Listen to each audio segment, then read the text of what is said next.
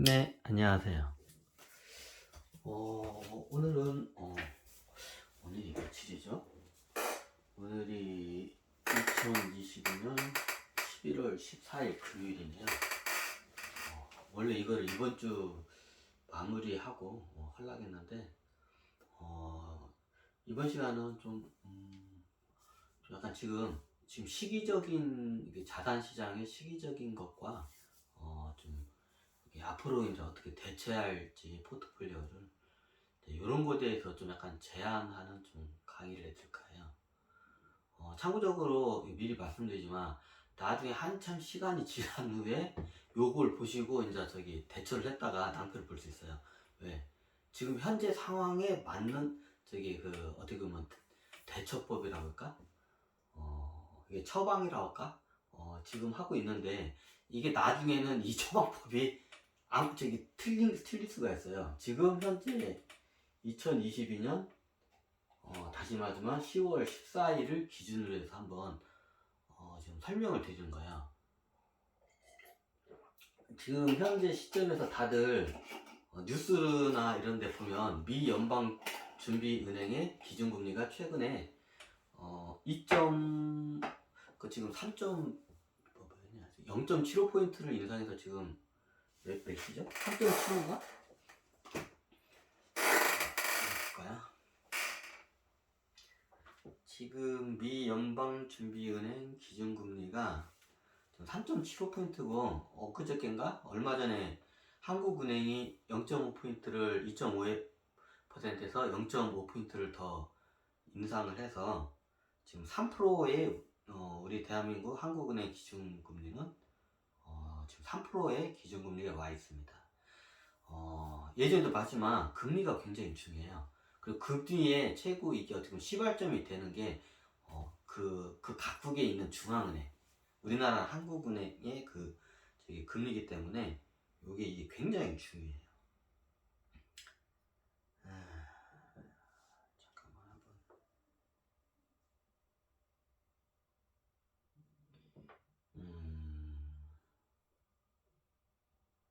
어이구 떨어졌네. 저 오늘이 코스피가 지금 현재 시황으로 2217. 지금 끌어올리려고 지금 난리가 아니네. 하여튼 그래요. 정확히 보면서 가야지. 이것도 내가 또 약간 이게 좀 제가 가끔가다 깜빡깜빡하기 때문에 이게 좀 수치가 가끔가다 내가 잘못된 수치를 얘기하는 경우가 있기 때문에 좀 여러분들 양해해 주시고 직접 찾으세요. 일부러 하는 것도 있어요. 그래야 여러분들이 조사를 하기 때문에 내가 너무 이렇게 다 제 뼈까지 다 발라가지고 입에다가 숟가락을 넣어주면 여러분들이 노력을 안 해. 그래서 여러분들이 통찰력 키워주려면 여러분들이 노력을 해야 돼요. 그래서 제가 이게 좀 약간 강의 방식을 예전에는 진짜 입안에까지 다 이게 가시까지 발라가지고 입안에다 넣어줬는데 이제 그렇게 안 해요. 왜? 스스로 이걸 갖다가 그걸 분석할 수 있게끔 하기 위해서는 약간 좀 강의를 좀 미완성 강의로 해야 사람들이 찾아내서 공부를 하게 되는데 그 과정에서 스스로 이제 공부를 해요. 근데 내가 너무 이거 뼈까지 다 발라주니까 이게 오히려 여러분들한테는 안 좋은 것 같아. 그래요. 정확한 데이터를 봐야죠. 저도 그냥 이게 노트북이 아니라 태블릿 PC예요. 태블릿 PC에다 키보드 그냥 이렇게 붙였다 뗐다 하는 거예요. 큰 태블릿 PC, 울트라 태블릿 PC라고 저 삼성 거예요. 삼성 홍보하는 거 아니에요.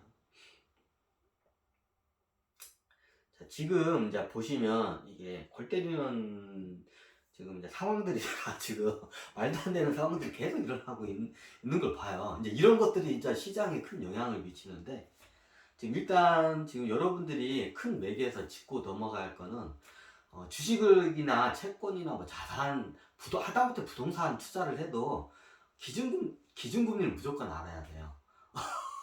왜? 기준금리에 따라서 돈의 흐름이 바뀌어요. 이게 너무나도 간단해요. 예전에도 그건 강의를 했기 때문에 이제 더 이상 디테일에 강의 안 할게요. 자, 오늘 이게 보시면, 이렇게 보시면, 미 연방준비은행 기준금리가 3.25%. 오늘 기준에서 한국은행은 3%입니다. 다른 금리는 이따 안 보겠습니다. 다른 금융까지 보면 헷갈리니까.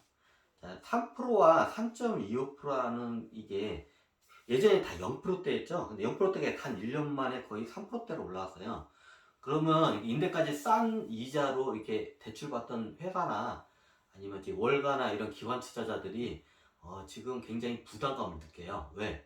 이자율이 높아졌으니까. 예전엔 수익률이 적어도 이자율이 원체 낮으니까 이게 커버가 됐는데 수익률이 오히려 이제 마이너스가 되는데 이자율까지 이자가 높아져서 자기가 낼 이자가 예전에 다 강했죠. 그러니까 지금 이게 시장에 이게 여기 지금 현금 이게 달러와 지금 우리나라 이제 원화죠. 현금에 이게 전 세계 지금 중앙은행이 다 비슷하게 다 가고 있어요. 시중에 있는 통화량을 걷어내고 있는 지금 그 정책을 피우고 있어요. 자, 시중에 통화량을 걷어내면 어떻게냐? 왜 시중에 통화량을 왜 걷어내냐? 이유는 간단해요. 이유는 아주 간단해요. 또 이제 돈값이 똑같이 돼서 인플레이 때문에 모든 저기 전 세계 경제가 지금 망가졌어. 그래서 저기 시중에 있는 돈들을 걷어내기 위해서 해요. 지금 심하게는 어떻게 되냐? 원래 중앙은행은 화폐를 발행을 하고 그냥 저기 이자만 받아요. 보통 은행은 이게 대출을 해주면 나중에 원금도 받잖아요. 중앙은행은 원금을 안 받아요. 이제 사람들 뭐 그런 거 되냐고. 자, 일반 은행들은 대출을 해주면 원금과 이자를 같이 받아요. 어느 순간 되면. 그죠? 언젠가는 원금도 받아요. 그래서 그게 만기가 이제 저기 3년일 수도 있고, 뭐 10년짜리 만기일 수도 있고, 뭐 그래요. 언젠가는 원금을 받아요. 이자도 받고요. 너무나 당연하죠, 은행은. 하지만 중앙은행은 원금을 안 받아요. 언제까지? 이제까지 제가 알기로는 거의 근 반백년 동안 세계에 있는 중앙은행들이 원금을 받은 적이 없어요. 그냥 이자만 따박따박 받고 계속 돈만 찍어놔가지고 계속 빌려주고 원금을 받은 적이 없어요. 한 반백년 이상 동안을. 이유는 간단해요. 중앙은행에서 뭐 땀시 원금을 왜 봐도 이자가 따박따박 나오는데 그 원금 받아봤자 뭐해? 그 저기 받아가지고 뭐 한국은행 뭐 지하 벙커에다 그거 뭐 저기 싸놓을 거야 먹을 거야. 이제 정책적으로 그걸 원금을 회수를 해요. 잠깐 회수를 해요. 왜? 물가가 높아지거나 저기 시중에 있는 통화량을 걷어내기 위해서 잠깐 회수를 해요. 우리나라는. 근데 미국 연방준비은행인데까지 제가 알기로 거의 반백년 한 70년 동안 1달러도 원금을 회수한 적이 없는 나라가 미연방준비은행이에요. 겁나 골 때리는 나라예요. 이 나라는. 로스차일드 가문이 예전에 한 말이 있어요. 나에게 돈을 찍어서 빌려줄 수 있는 권한만 주면 누가 대통령이 돼도 상관이 없다. 유명한 그 로스차일드 가문의 그 유명한 말이에요. 그러니까 얘네들은 돈을 회수를 안 해도 은행인데 돈 찍어서 계속 빌려줘. 그러니까 지금 이렇게 된 거야. 제가 알기로는 지금 이게 거의 한 70년 동안 단 1달러도 저기 중앙은행이 원금을 단 1달러도 회수한 적이 한 번도 없어.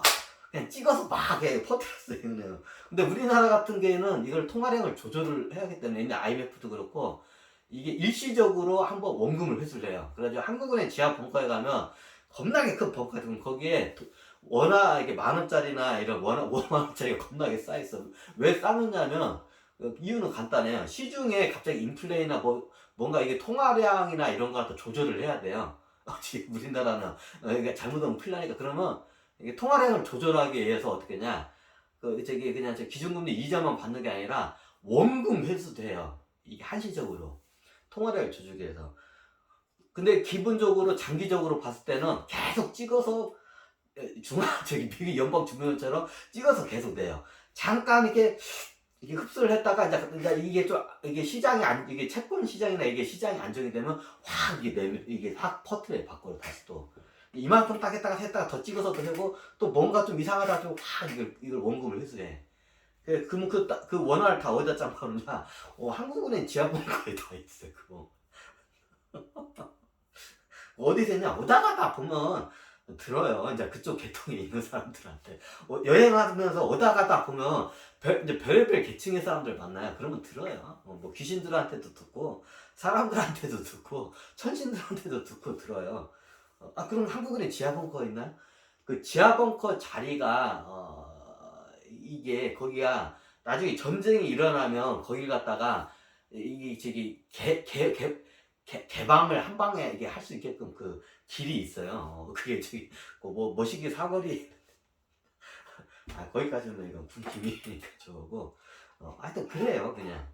우리나라가 굉장히 특수한 상황이기 때문에 이게 우리나라 같은 경우에는 하여튼 이 통화량을 조정해서 원금을 잠깐 이렇게 빨아들였다 내놨다 빨아들였다 내놨다 이거를 수시를 해요.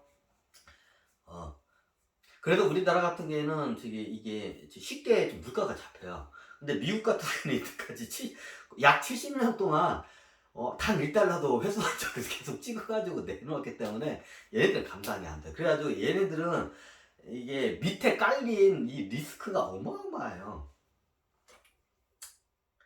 원래 이제 이 말은 알려고 했는데 제가 원래 이게 전 세계의 선진국 은행들이 굉장히 많이 다 찍어냈어요 화폐를. 근데 우리나라는 별로 안 찍어냈어요. 그 천신들이 작업을 한 거야. IMF로 해가지고 예전에 김영삼 대통령 때 막 찍어내가지고 어떻게 경제부도 하고 어떻게 해보려고 하다가 그때 IMF가 이렇게 됐잖아요. 천신들이 그걸 경고를 했다가 하니까 이렇게 보내버린 거야. 이제 그 뒤로부터는 이제 그렇게 못해요 이제. 왜 그걸 못하게 했냐? 천신들이 이유가 간단해요. 네, 이거까지는 진짜 이거는 천기누설 정보인데 원래 색이 말이 되잖아요. 전 세계 화폐가 다 종이 쪼가리 돼요. 그래도 이게 보면 비트코인이 2008년도인가 7년도에 생겨요. 왜 생기냐? 달러를 못 믿는 거야. 그리고 각국 선진국에서 발행한 나름 기축통화는 뭐 유로화나 이런 엔화나 뭐 이렇게 뭐 영구 뭐 머시기화나 뭐 이런 저기 있잖아요. 쉽게 말하면 세계의 기축통화가 몇 개가 있어요. 뭐 미국 달러는 기본이고 두 번째가 이제 유로화죠. 그리고 세 번째가 이제 중국 위안화예요. 중국 위안화도 굉장히 위험해 얘네들도. 무분별하게 많이 찍어냈고 기초 체력이 약한 상태에서 얘네들이 쉽게 말하면 중국이 어떤 상태냐면 우리나라 IMF 지정 상태예요 지금 현재. 이게 보통 우리나라 경제가 일본을 따라가요.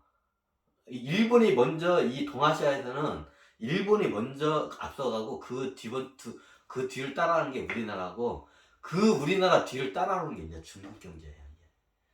그래가지고 이게 우리나라 경제하고 우리나라 경제를 보려면 일본 경제를 보면 대충 예상이 되고 저기 중국 경제를 보려고 하면 우리나라 경제를 보면 대충 예상이 돼. 지금 현재 상태가 어떤 상태냐면 우리 지금 중국 경제가 우리나라 IMF 지점 상태예요 바로. 굉장히 위험한 상태예요. 근데 이게 중국이 원체 거대하고 자체적으로 자원이 많기 때문에 이게 카바가 돼. 우리나라는 100%다 자원이나 모든 걸 의존을 해야 하기 때문에 그걸 그냥 이게 휘청거려 버려가지고 그냥 쓰러진 거고. 근데 중국 같은 경우에는 이게 좀 틀려요. 공산국가이기 때문에 통제력이 굉장히 강해요. 근데 이게 좀 자율적인 이게 자본민주주의랄까요. 자본민주주의 국가 같은 경우에는 그게 이게 통제가 안 돼. 그러면 이게 패닉 현상이 그게 이제 IMF였던 거예요. 이제. 근데 중국 같은 경우에는 좀 약간 틀린 게 뭐냐면 얘네들은 경제가 큰 게 약간 리스크일 수도 있는데 자체적으로 자원이 많아. 이게 이제 그걸 리스크를 줄여줘요. 그리고 얘네들이 이제 또 이게 장점이 뭐냐면 공산국가야. 이게 정부 그때 상황에 따라서 정부가 통제를 딱딱딱 하면 그걸 탁탁탁 막아놔요. 근데 이게 자유자본주의 국가에서는 그게 이제 안 돼. 그 헌법도 그렇고 이게 재산권에 대한 이게 자율성이 강하기 때문에 그거를 패닉 상태가 있으면 그걸 못 잡아요. 그거를. 근데 중국 같은 경우에는 이게 좀 틀려요. 우리 옛날 IMF 직전하고. 하지만 IMF 거의 전 상태에 지금 와 있어요. 얘네들도.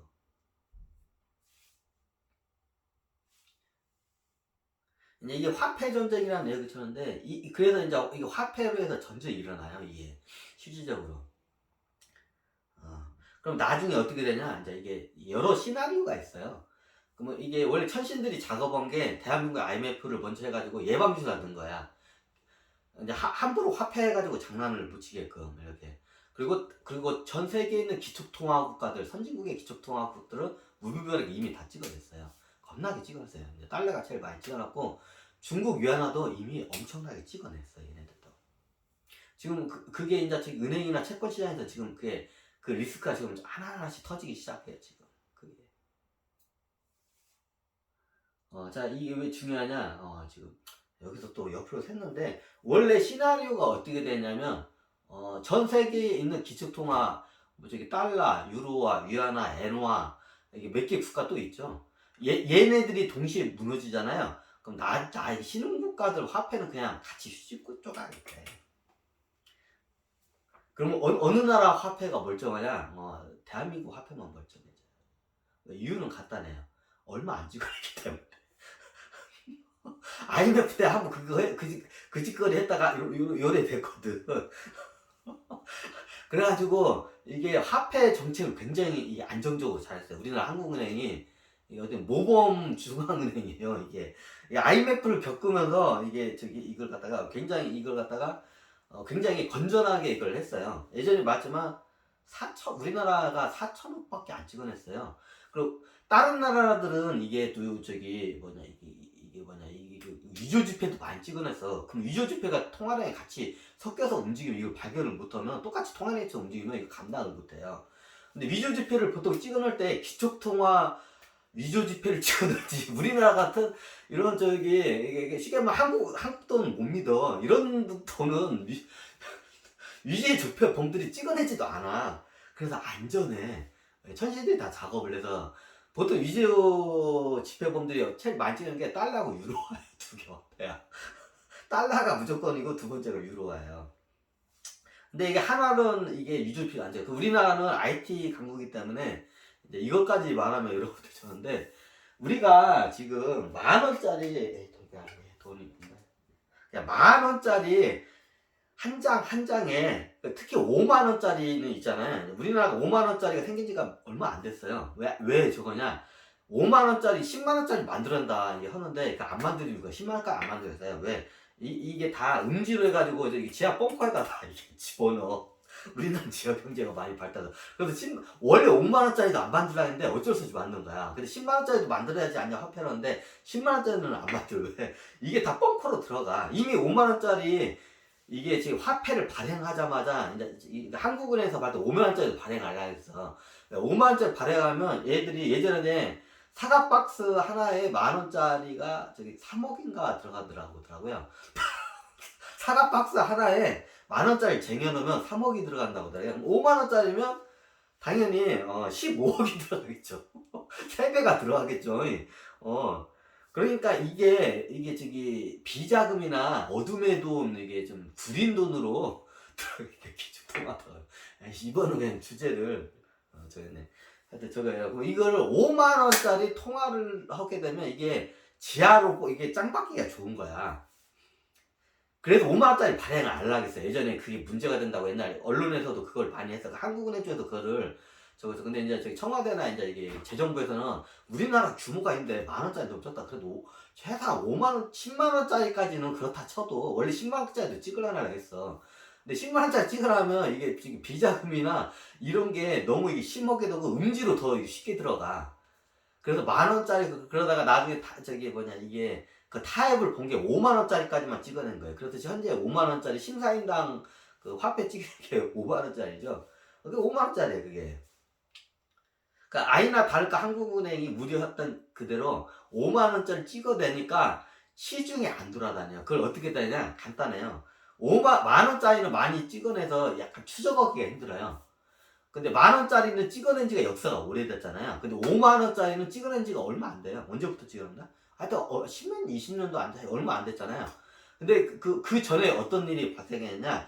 이제 정보통신 혁명이 이제 발달을 해요. 정보통신 혁명이 왜 중요하냐? 옛날에 10,000원짜리 찍어낼 때는 10,000원짜리 보면 각 화폐에 보면 일련 번호가 다 있어요. 일련 번호가 있는 거 아시죠? 일련 번호가 있는데 그 일련 번호를 갖다가 이거를 추적을 못했어요. 예전에 그 일련 번호를 다 기록을 하는데 이게 문서상으로 기록을 해. 근데 그게 추적이 안 돼. 문서상으로 사람이 그걸 하려면 불가능해. 근데 어떤 일이 발생하냐? 우리가 이제 97년도, 8년도 지나가면서 김대중 대통령이 정보통신 혁명을 이제 해요. 그럼 각 기관에서도 이제 이걸 받아들이고 한국은행에서도 받아들여요. 이제 이게 데이터 혁명과 이게 이제 정보통신이 이게 결합을 하면서 어떤 저기냐, 그 이제 5만 원짜리 화폐 1년 지표를 갖다가 다 일일이 다 이걸 저기 데이터를 해요. 이게 비트코인 블록체인 시스템이에요.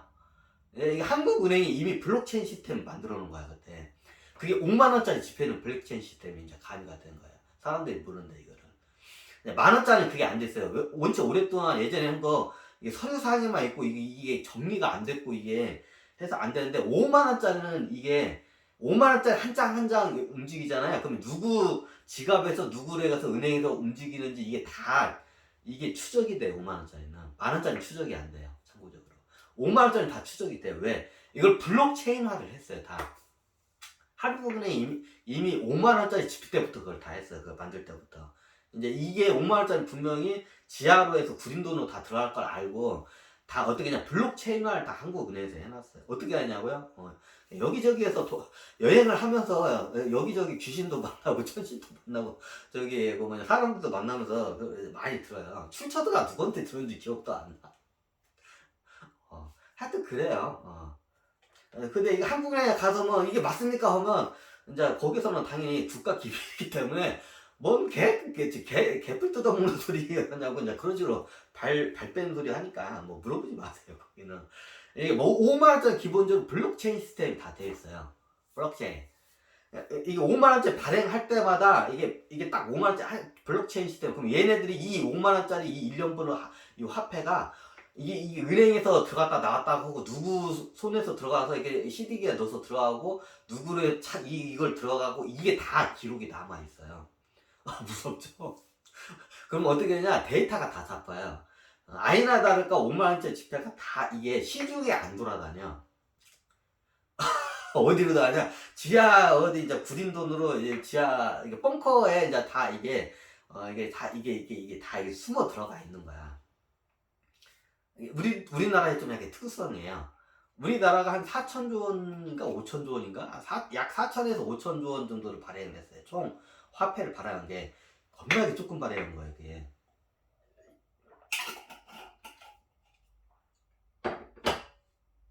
그 정도 다른 우리나라 경제 규모에 비해서 굉장히 적게 발행한 거예요.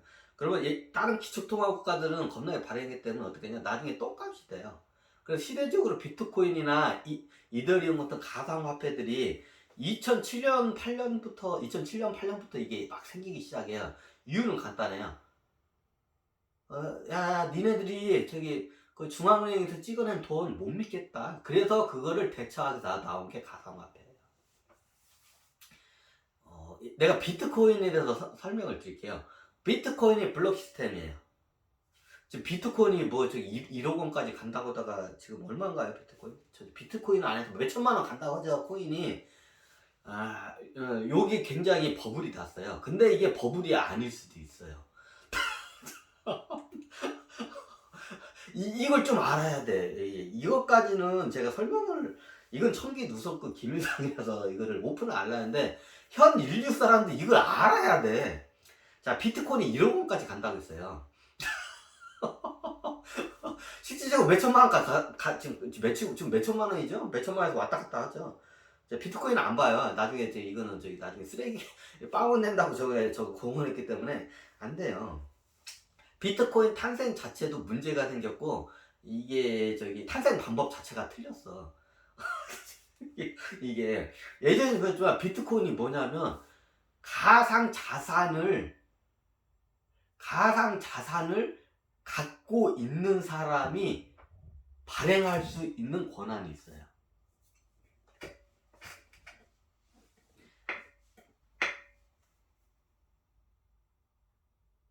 예를 들어서 예전에 부동산이 있는데 거기 상가가 있어. 막 쇼핑센터가 있어. 제 가상에. 근데 그 쇼핑센터에서 가상세계예요. 그냥 가상세계요. 실질적으로 인터넷 그 쇼핑센터에서 매출이 막 쿠팡이나 뭐 이런 저기 옥션 같은데 1년 매출이 막 조 단위가 나와요.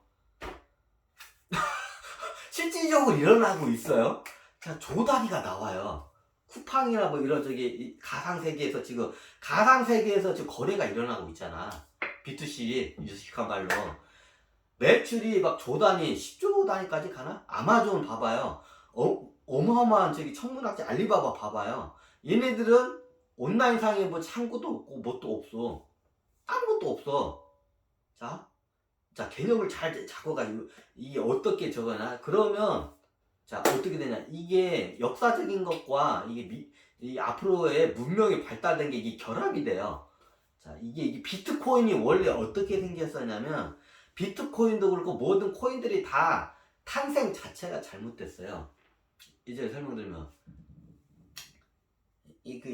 자, 이게 어떻게 비트코인이나 가상화폐가 어떻게 이게 되게 되냐면, 이게 나중에 메타버스 시대, 시대가 이게 무형자산의 시대가 와요. 이제 이게 보통 이제 동산, 부동산 말고 이제 무형자산. 무형자산 우리가 대표적으로 알면 노래, 작사에 작곡하는 것도 그것도 무형자산이죠. 만져지지 않죠. 우리 책 같은 거 이런 거 쓰죠, 책. 그럼 이 책에 대해서 인쇄에 대한 권한을 갖다 이것도 무형자산이에요. 이게 나중에 전자화폐로 가도 완전 무형자산화가 돼요. 그럼 나중에 이제 모든 유통이 이제 이게 전산화가 이미 됐죠. 예전에는 우리가 마트나 아니면 상가 같은데 오프라인 상가 가서 물건을 샀어야 돼요. 지금은 이미 모든 물건을 어디서 사나요? 인터넷 사요. 쿠팡에서 사요. 알리바바에서 사요. 아마존에서 사요. 전 세계인들이 대부분 매출이. 그렇죠. 자, 상가들이 예전에 여기서 1조 원, 이 상가 쇼핑센터에서 백화점에서 1년에 매출이 한 10조 원이 발생을 했어요. 이 백화점. 1조 원이 발생했다 해봐요. 자, 이 백화점이 1조 원이 발생해서. 자, 가상세계에 백화점이 생깁니다. 가상세계 백화점에 1년에 1조 원이 생겨요. 근데 그 가상세계에 있는 그 백화점은 땅이 있나요? 없어요. 가상세계니까. 건물이 있나요? 없어요. 하지만 분명히 1조 원이란 매출이 생겨요. 그 가상세계 백화점이라서. 그 쇼핑센터에서. 분명히 매출이 생겨요. 이미 쿠팡이나 뭐 알리바바 같은 이것도 가상세계죠. 어떻게 보면. 온라인 세상에서 이미 열리고 있어요. 이제 이게 메타버스로 가면 이게 체감화가 돼요. 이제 옷값도 직접 입어봐요. 이제 오프라인처럼. 이게 사진만 보고 동영상만 보고 사는 게 아니라 직접 해요. 이게 메타버스의 유통시장이 이렇게 변해요. 그럼 실질적으로 가상세계에서 쇼핑센터들이 엄청나게 생겨요. 근데 이게 오프라인에서는 이게 돈도 많이 들고 만들기 쉽잖아요. 가상세계에서는 거의 제로예요. 만들 때. 가상세계니까. 가상세계 만들 때는 이게 거의 제로예요. 비용이 안 들어요. 거의. 해봤자 내 인건비. 그러면 이게 덕후 같은 애들이 집에서 이렇게 하고 재밌게 놀다가 나중에 자기의 자기의 백화점이나 쇼핑센터를 가상세계에 딱 지어 만들어요. 근데 그게 이제 일시적으로 막 수백, 수천, 수억 개의 쇼핑센터가 생겨요. 근데 그 중에서 어떻게 되냐? 소비자들의 니즈를 충족하는 쇼핑센터가 단 몇 개의 쇼핑센터만 살아남고 이제 수억 개의 쇼핑센터가 생겨 처음에는. 왜? 만드는데 돈이 안 되니까. 근데 나중에 이게 이제 고객의 니즈를 이걸 갖다가 채워주는 쇼핑센터가 한두세 개의 센터가 그걸 갖다가 다 이게 독식을 하게 돼 있어요. 그럼 나중에 실질적으로 매출이 이제 나중에 처음에 1조 원이 1년 매출이 1조 원 이런이 이제 거기서 발생을 해요. 쇼핑센터 가상세계에서. 만들 때는 거의 내 인건비 말고는 없었어, 그게. 처음 만든 사람이. 근데 나중에 이걸 갖다가 1조 원이었다가 이제 나중에 이제 막 1년에 막 100%씩 막 매출이 성장을 더블로 성장한 거야. 막 200%, 300%씩 막 성장하는 매출이. 그러면 시간이 되면 이제 10조 원도 돌파하고 100조 원도 돌파를 해요. 가능해요. 이제 나중에는 이게 완전히 국경을 초월을 해버려요. 유통 망 시장이. 그러면 100조 원의 그 매출을 달성을 해요. 이제 이게 메타버스는. 그럼 이 가상세계에 있는, 여기는 땅도 없고 건물도 가치성도 없어. 이 쇼핑센터가. 근데 1년에 100조 원의 매출을 찍어. 자, 이 쇼핑센터 100조 원을 매출을 찍어. 그러면 이 쇼핑센터의 가치가 얼마인가요? 이 쇼핑센터의 가치가 얼마인가요?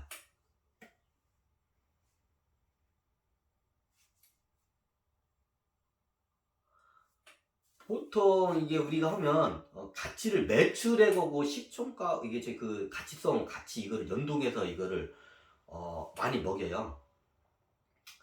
어, 예를 들어서 매출이 내 대비 순수 마진 이익이 10%만 나온다고 해봐요.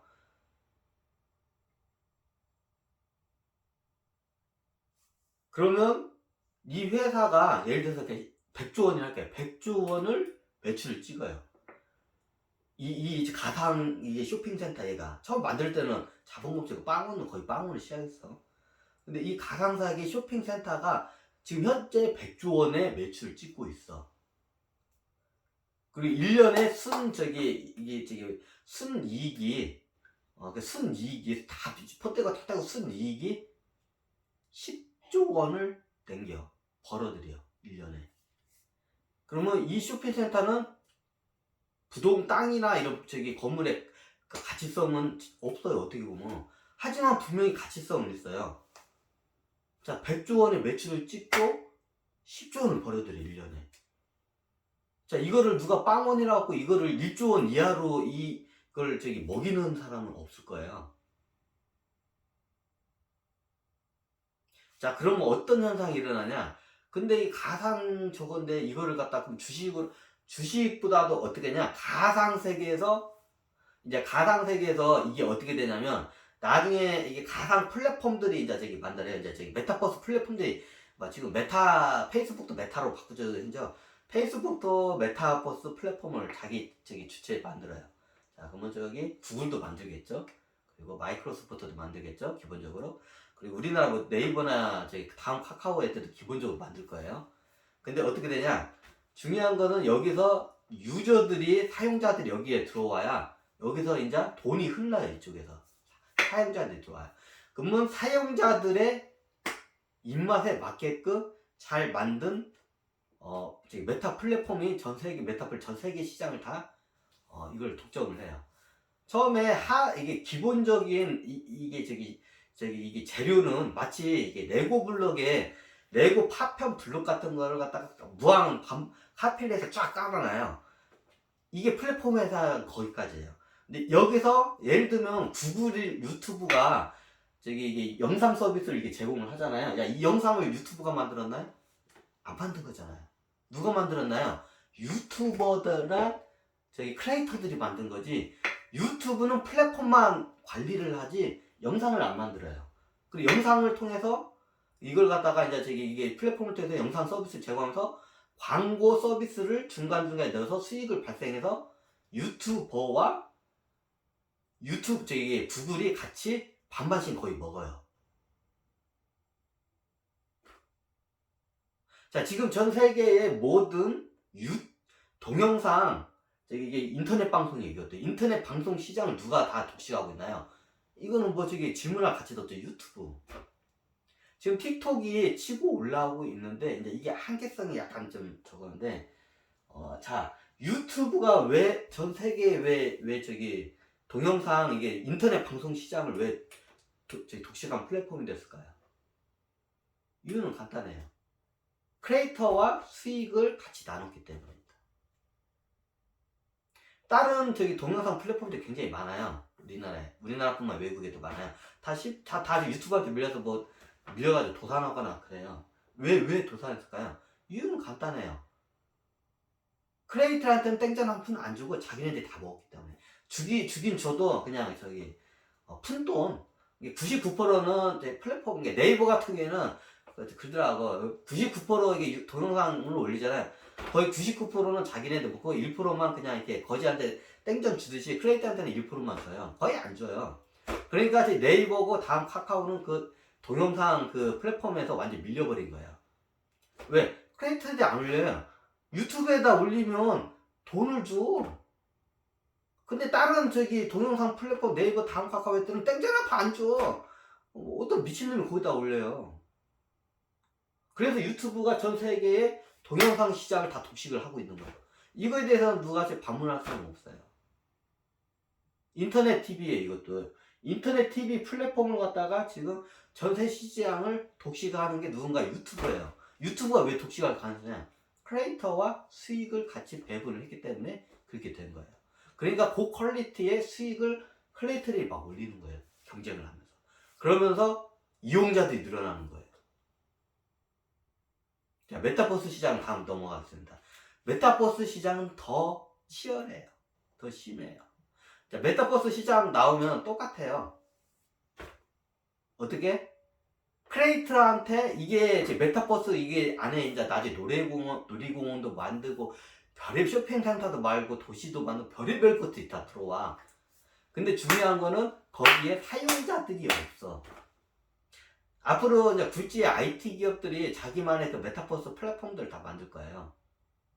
자, 어떤 현상이 일어나냐? 그럼 여기서 이제 이게 유튜브에서 똑같은 현상이 일어나요. 크리에이터한테 수익을 같이 배분하는 메타버스 플랫폼과 자기가 모든 걸 다 회사가 독식을 하려고 하는 플랫폼이 분명히 존재할 거예요. 그래서 제가 예전에 페이스북이 이름을 메타로 바꿨을 때 얘네들은 안 된다. 여긴 투자하지 말라고 나중에 메타 해도 이유는 간단해. 페이스북에 이 사진의 그 창업자는 좀 안 그런데 이 사진의 특징이 어떻게냐? 굉장히 이게 돈만 받고 이기적이에요. 얘네들 플랫폼이 이쪽에다 메타 이쪽 인스타그램으로 지금 한번 터졌죠. 지금 자료 보세요. 얘네들이 어떻게 그 플랫폼을 이렇게 돌리고 있는지 굉장히 이게 사용자들을 갖다 착취를 하는 시스템이에요. 좀 인스타그램부터 해가지고. 어쩌면 이용을 해먹어요. 크리에이터들도 이용을 해먹고, 이거 하면 좀 그런데, 크리에이터들도 그냥 이게 잠깐 이용을 해먹고, 이용자들도 이게 자기에 따라서 막 이게 좀 이용을 해먹어요. 요번에 그 뉴스를 한번 터졌죠. 인스타그램이. 인스타그램 페이스북 같은 회사예요. 메타 회사.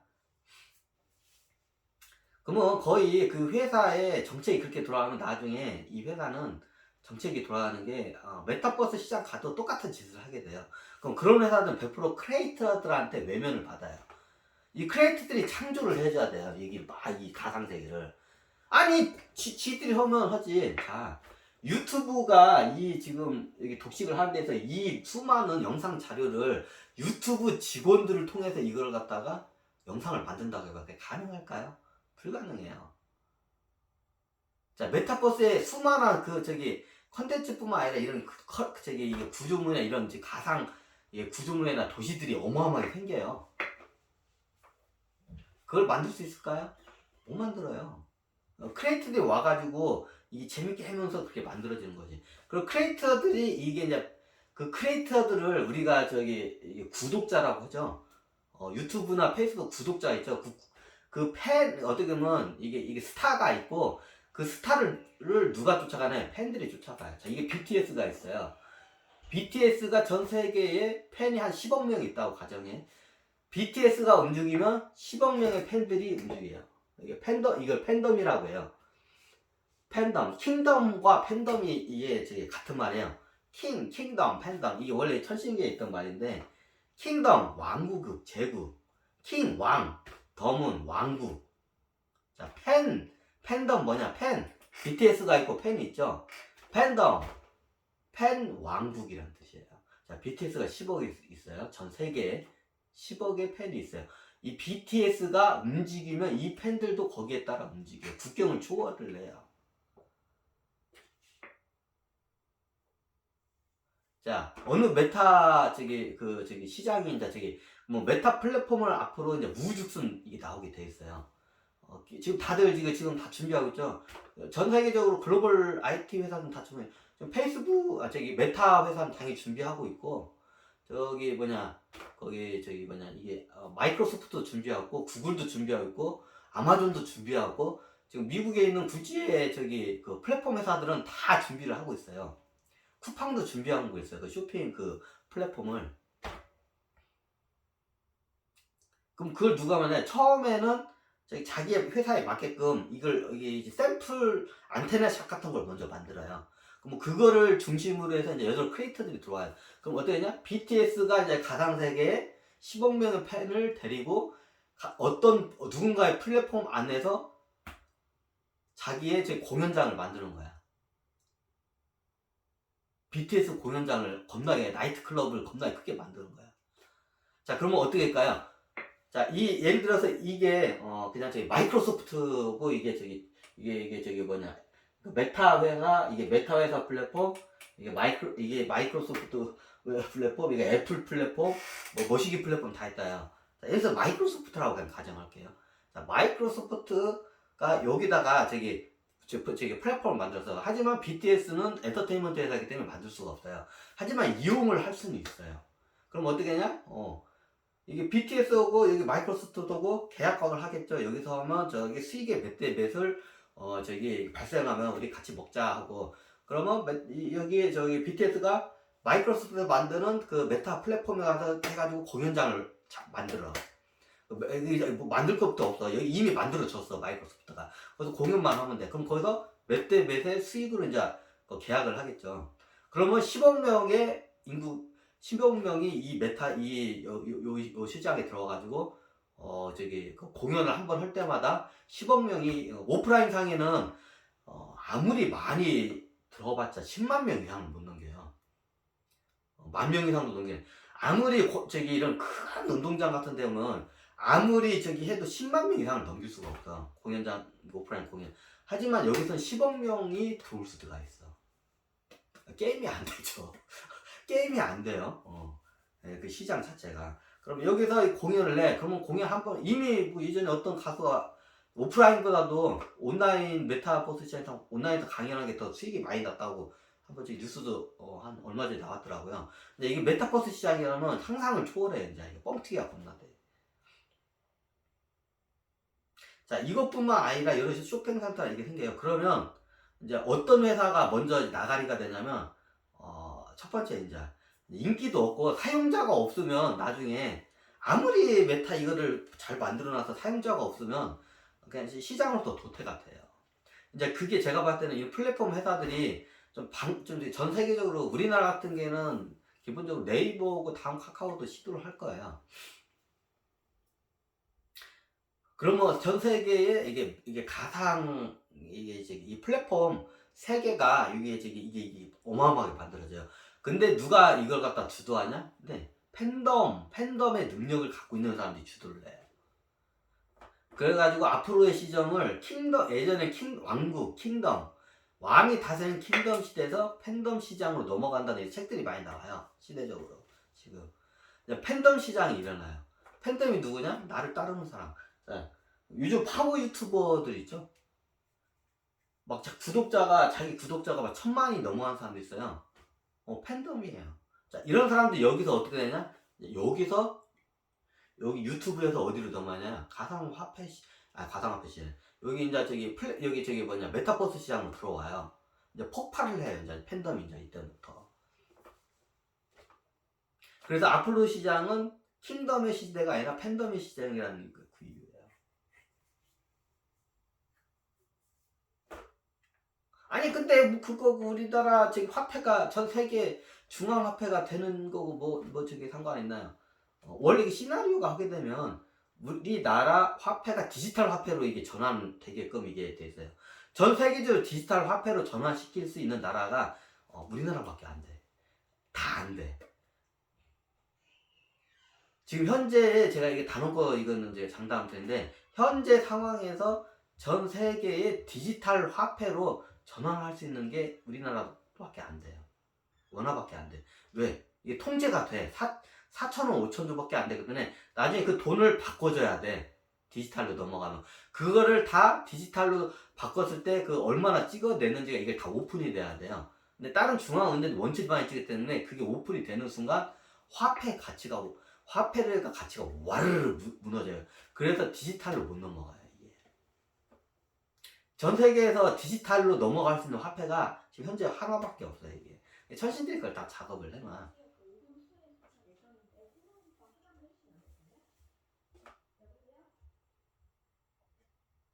그럼 어떻게 되냐? 네.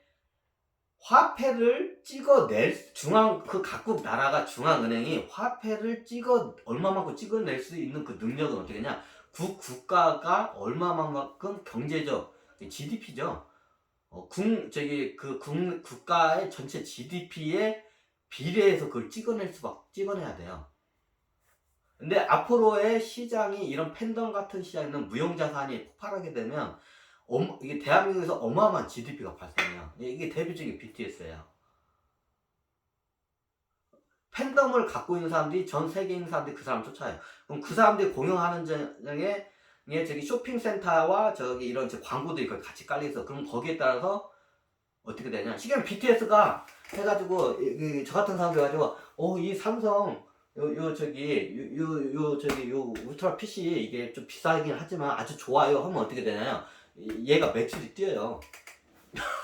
그 유통회사도 매출이 뛰고 그 메타버스 시장을 통해 가상세계를 통해서 모든 유통 혁신이 일어나요.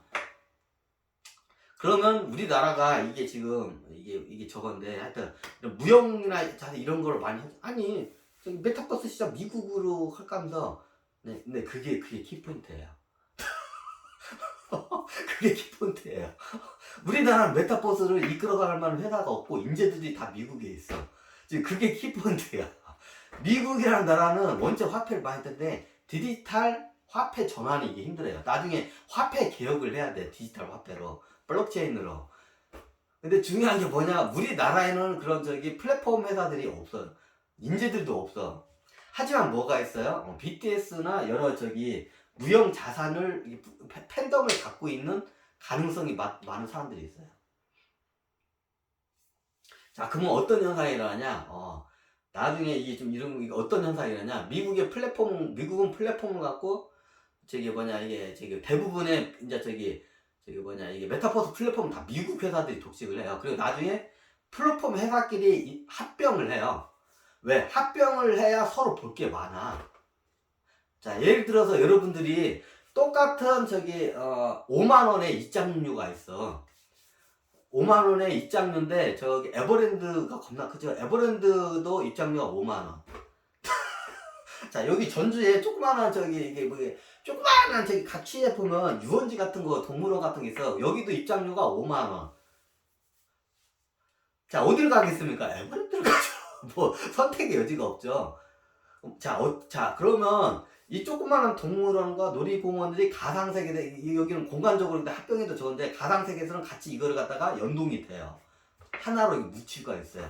그러면 이 조그마한 이렇게 지방에 있던 이게 에버랜드처럼 커지는 거야. 근데 이용료는 똑같아. 오히려 싸. 왜? 규모가 되기 때문에. 이제 어떤 현상이 들었냐? 자, 예를 들어서 에버랜드는 입장료가 10,000원이야. 에버랜드 입장료가 10,000원이야. 자, 여기 전라북도 전주에 있어요. 여기는 10만원을 받아. 볼 것도 없어. 10만원을 받아. 근데 에버랜드는 10,000원이야. 자, 근데 이게 가상세계야. 바로 갈 수가 있어. 옆에가 아니라. 자, 어딜 가겠으면 에버랜드를 가지. 10,000원짜리 에버랜드 볼 게 많은데. 근데 나중에 가상세계에 하게 되면 메타버스 그 회사끼리 이제 어떻게 M&A가 돼요. 이제 M&A를 해서 덩치를 크고 효율화를 시킨 애들이 경쟁력이 높기 때문에 경쟁적으로 M&A가 돼요. 이게. 그 M&A를 효과적으로 잘 하는 회사가 나중에 메타버스에 이게 주역이 돼요. 근데 우리나라에는 그걸 없어. 우리나라는 M&A도 할 줄 모르고 M&A 하면 지들이 서로 처먹을 하고 오기 때문에 M&A가 안 돼. 우리나라는 잘. 그러니까 상대방 자산 그냥 헐값에 먹으려고 해 다. 둘 다 그러니까 M&A가 안 돼. 우리나라는 M&A가 그래서 잘 안 돼요. 이게 합리적으로 딱 서로 양보하고 딱 M&A 돼. 근데 미국 같은 경우는 M&A가 많이 되잖아요. 그런 문화가 잘 되기 때문에 우리나라는 M&A가 안 돼. 그럼 어떻게 되냐? 이제 저쪽에서 미국 쪽에서는 M&A가 활발하게 되는 데서 이 메타버스 플랫폼이 이쪽이 다 미국 쪽이 먹을 수밖에 없어요. 아니 그러면 이제 우리나라 화폐가 메타버스 뺏기면 우리나라가 중앙화폐가 안 되잖아요. 네, 그래서 탈중앙화 화폐가 이게 발생하는 거예요. 이제 탈중앙화 화폐라고 해요. 이제 이게 시대에 따라서 중앙화폐가 이제 가상화폐를 넘어가고 있고, 중앙화폐에서 종이돈이 다 휴지 조각이 돼요. 중앙은행이 없어지고, 이게 나중에 이게 탈중앙화폐로 이제 그게 이제 비트코인이 아니라 가상화폐예요. 근데 비트코인은 이게 안 됐어. 자, 어떻게 되냐? 그럼 가상시장이 이게 나중에 이게 열리면 얘들이 에베를 해요. 그러면 여기서 크리에이터들이 자기 상가나 뭐 이런 거지 가상 공간들을 만들어내. 그럼 그에 따라서 입장료도 받을 수도 있고 거기서 광고 수익으로서 수익도 낼 수 있어요. 어마어마한 매출을 실질적으로 이제 발생을 시켜요. 가상 그 가상 세계에서. 그러면 그 상가나 거기에 가치성이 분명히 주어져요. 분명히 가치성은 있어. 근데 가상 세계는 어디 그 가치성이 어떻게 보면 없어. 근데 그게 이제 어떻게 되냐? 거래가 이루어지기 시작을 해요. 자, 예를 들어서 이게 쇼핑센터가 있어. 1년에 100조 원을 찍어 다 가상화폐. 가상 쇼핑센터가 있는데 분명히 1년에 100조 원의 매출을 찍고 1년에 10조 원의 순이익을 남겨요. 자, 이 회사를 10조 원 이하짜리 이 가상 쇼핑센터 10조 원짜리 이하자라고 말하는 사람 없을 거예요, 분명히. 근데 분명히 이거는 이게 가상세계인 게 어떻게 보면 빵원이야. 뭐 어떻게 재산권도 주장하기가 좀 애매해. 그러면 나중에 메타버스 시장에서 어떠냐? 그 재산권을 갖다가 예를 들어서 메타라는 회사가 있어. 메타라는 회사가 나중에 어떻게 되냐? 가상 세계에 있는 부동산에 이걸 갖다가 100% 자기 회사가 갖고 있는 거야. 그럼 나중에 얘네들이 이거 쉽게 말하면서 자기 약관에 따라서 이걸 뺏어낼 수도 있어. 이 쇼핑센터를 메타라는 회사가 예를 그렇다고 가정을 해요. 자, 이런 사건이 초기에 이제 발생을 해요. 그러면 그 다음부터 크리에이터들이 소문이 나면 거기 가서 쇼핑센터나 놀이공원이나 여러 그 가상 세계를 만들고 싶어 할까요? 당연히 안 만들고 싶겠죠. 그럼 어떻게 되냐요? 내가 그 가상 공간에다 쇼핑센터를 만들었을 때 이거를 나한테 권리를 주는 메타 플랫폼 회사로 당연히 몰려들겠죠, 크리에이터들이. 자, 크리에이터들이 팬덤이에요. 그러면 그 팬을 따라서 다 이용자들이 이제 여기 메타에서 이제 처음에 그렇게 했다가 이제 메타가 그 지랄을 하니까 이제 이거 어떻게 마이크로소프트 하니까 다 이거를 해준대, 여기는. 얘네들은 다 해준대. 그거 갖다가 크리에이터의 그 재산권 가상을 주는데 얘네들은 다 메타에서 지들이 다 뺏어갔어. 나중에 지들이 해먹으려고 해. 그러니까 나중에 소문나니까 크리에이터들이 다 이쪽으로 옮겨가. 그럼 여기는 이제 팬들도 옮겨가. 크리에이터들이 옮겨가면 팬들이 다 해. 이게 팬덤 현상이라고 해요. 팬덤 현상. 그럼 어떻게 하냐? 이제 여기 이용자가 없어. 그러면 여기가 다 이게 망해. 망해. 그럼 여기는 어떻게 크리에이터고 팬들이 득실득실해. 그러면 여기는 부흥을 해요. 그러면 가상 세계에 있는 이런 예를 들어 쇼핑센터, 이 쇼핑센터에 대해서 약관을 플랫폼 회사들이 그 재산권을 권리를 할 수 있는, 주장할 수 있는 권한을 주어줘야 돼요. 그런데 이제 크리에이터들이 물리고 팬들도 당연히 물리겠죠. 너무나 당연하죠.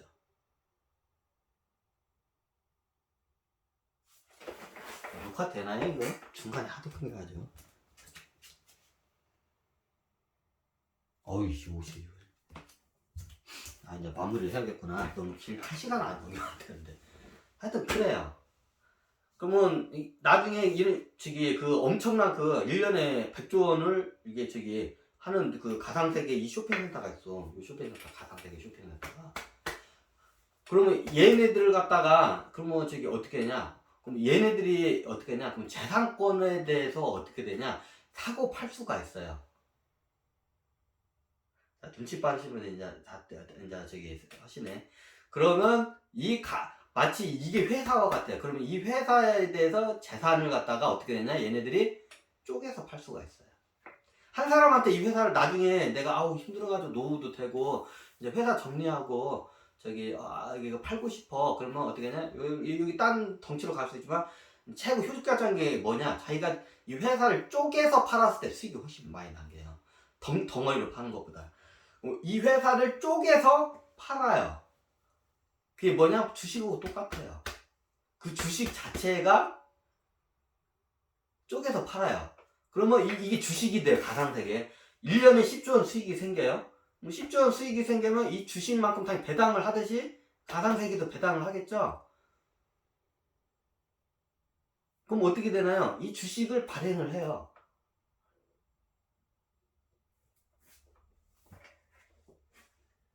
주식을 발행을 해요. 어떻게? 그걸 갖다가 액면가로 해가지고 적은 금액으로 발행을 해요. 그 가상세계에서 뭐 코스닥, 코스피 뭐 이런데 상장 안 해도 돼. 가상세계에서 그냥 바로 이걸 해가지고 그냥 발행을 팔아버려요. 자, 이 회사가 1년에 100조 원이고 얘를 갖다가 1년에 10조 보니까 PER 10 적용해서 이 회사 가치를 100조 원으로 합시다. 그래가지고 이 회사를 100조 원으로 가치로 지금 현재 이걸 평가를 해서 이 100조 원을 갖다가 한 주당 만 원씩 해서 발행을 하는 거야. 자, 100조 원 나누기 만 원이면 어떻게 되냐? 100억인가요? 맞나? 이게 한 주당 만 원씩 이게 쪼개가지고 발행해서 팔아버리는 거야. 이 회사를 100조 원으로 보고. 그리고 한 주당 만 원씩 발행해서 파는 거야.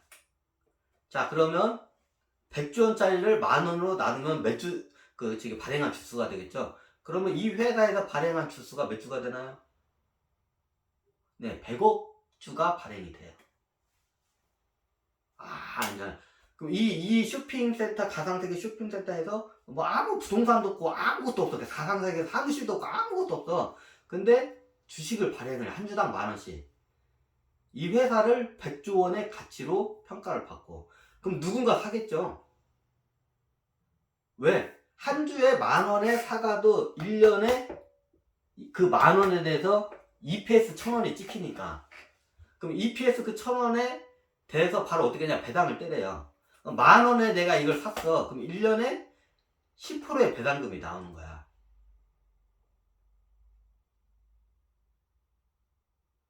자, 이 과상화폐에 메리트가 있습니까? 없습니까? 이게 과상화폐예요. 그 한 주가 만 원이면 주식이 이제 발행이 돼요. 자, 그렇게 되면 여기서 주식이나 여러 가지 상거래가 당연히 일어나겠죠. 그럼 여기서 뭐 달러 원화를 쓰나요? 안 써요. 그럼 어떻게 하냐?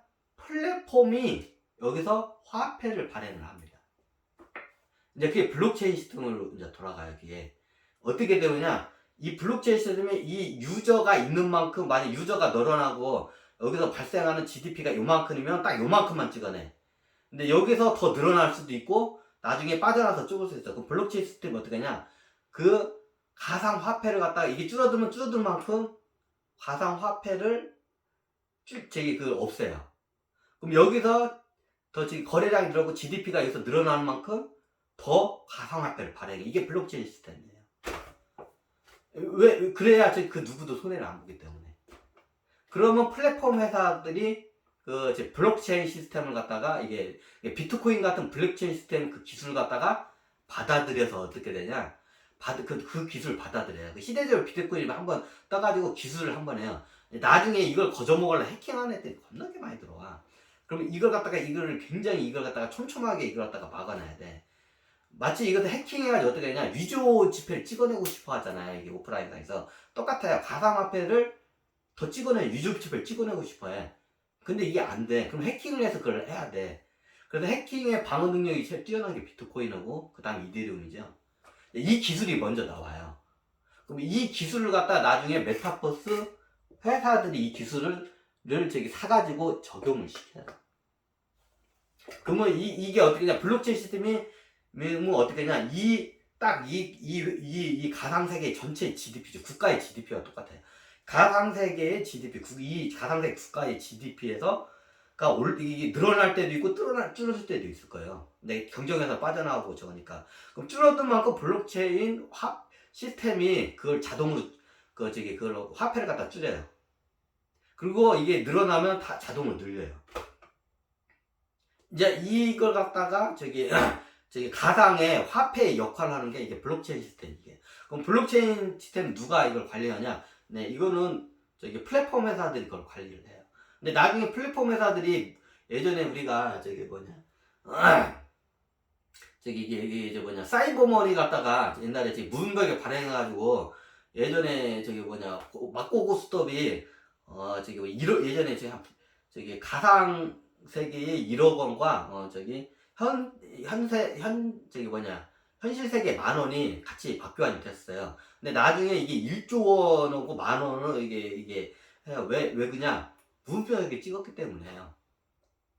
이유는 간단해요. 이미 역사적으로 다 이게 한번 다 드러났어요. 그러면 이걸 갖다가 메타버스에서도 그 짓거리를 하는 회사들이 분명히 생겨요. 그럼 어떻게 되냐? 네. 이게 바로 이제 인플레이션이 그냥 와요. 그러면 모든 게 저기 돈값이 똑같이 되고 물가가 겁나게 오르고 그러면 이게 저기 플랫폼이 그걸 갖다가 찍어내먹고 자기네들 다 먹고 그 유저들이 다 손해를 보게 돼 있어요. 그럼 거기는 그럼 그럴 걸 그걸 사기당했다고 이게 유저들이 이게 팬덤이나 유저들이 그걸 사기당했다 하면 거기 플랫폼을 떠나게 돼서 망해요 얘네들. 이게 신용이에요. 신뢰를 지키는 플랫폼이 그쪽으로 모든 게 몰리게 돼 있어요. 첫 번째 신뢰를 지키고 두 번째가 이제 크리에이터와 같이 이걸 갖다가 이게 수익을 같이 나누는 시스템. 그쪽으로 가는 이게 메타버스 플랫폼들이 다른 플랫폼 회사들을 다 이제 흡수 합병을 하게 돼 있어요. 이게 가상화폐의 탈중앙화 가상화폐 시나리오예요. 이게 중앙은행이 가상화폐를 넘어가는 경우 있어요. 드물긴 하지만 대부분 이런 식으로 이제 많이 넘어가는 경우가 있어요. 근데 비트코인 탄생 자체가 없잖아. 뭐 가상 계획도 없고 뭐 거래도 없고 그냥 비트코인일 뿐이야. 기술밖에 없어요 거기는. 그래서 제가 그거는 비트코인하고 이게 지금 있는 뭐 전 세계에 있는 제 가상화폐는 다 놓고 내가 근데 나중에 다 빵원이 된다. 이미 테라하고 루나 빵원 됐잖아. 다 빵원 돼요. 그 투자하지 마세요 그런 데는. 만약에 가상화폐가 어느 회사에서 하게 되면 그에 대한 가치성이 부여가 되면 투자해도 돼요. 근데 그렇지 않으면 안 돼요. 현재 지금 지구상에 있는 현재 비트코인부터 해가지고 뭐 저기 이더리움 그리고 루나 뭐 테라 얘네들 다 가치성이 없어요. 다 빵원이 돼요. 다 놓고 내가 장담을 해요. 이런 데 투자하지 마세요 좀. 에휴. 앞으로 가상화폐 시대가 와요. 무형자산 시대가 오고 그 무형자산을 거래하기 위해서 가상화폐 시대가 분명히 와요.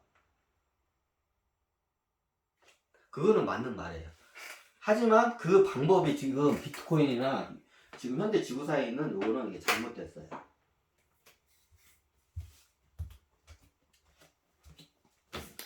강의가 1시간 넘었네. 이거 좀 길었네. 여기서 마치게 되겠습니다.